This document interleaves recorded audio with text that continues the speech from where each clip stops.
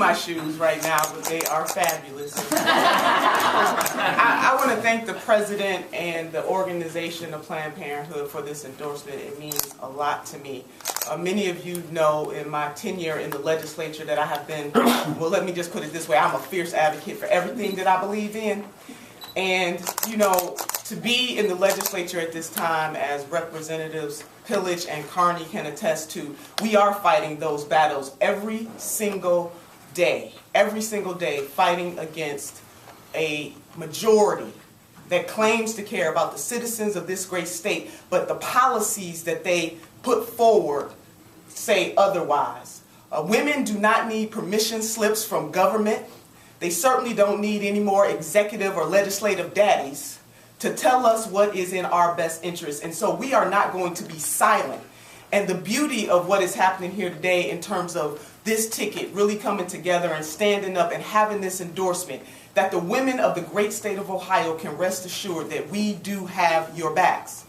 It is imperative, though, however, that the ballot box is protected, because there is a direct correlation between the ballot box and the bread box. There is a direct correlation between the ballot box and medical centers. There is a direct correlation between the ballot box and the amount of money that is placed into budget to educate children. There is a direct correlation between the ballot box and the budget that increases taxes on poor and working class folks but gives tax breaks to poor folks.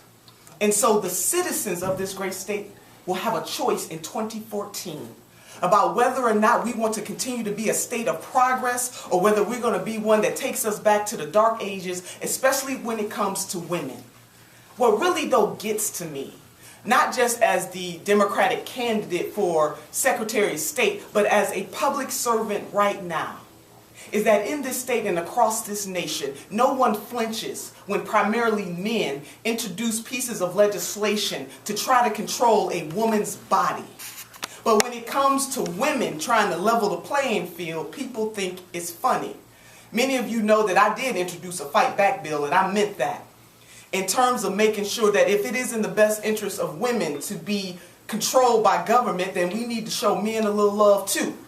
So as the president knows, my fight back bill was erectile dysfunction, as I wanted to make sure that men knew that government, if it's all right for government to tell women what to do, then we need to show men a little love as well. We have to continue to push forward in this state to the things that matters to the citizens of this great state, and regulating women or stopping them from having access to Planned Parenthood and other medical facilities that will provide them great health care is not the way to go.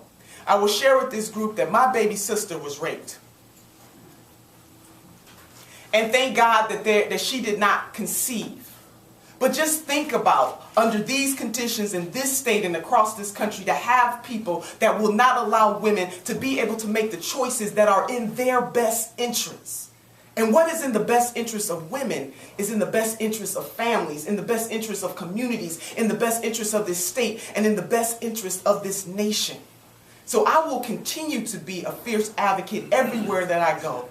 Not just for women's rights, but for workers' rights, and my God, for voting rights, because all paths lead through the ballot box. And so, Madam President, I am immensely honored to have the support, the backing, and the endorsement of Planned Parenthood, an organization that saves lives, saves families, and helps to create better futures for women.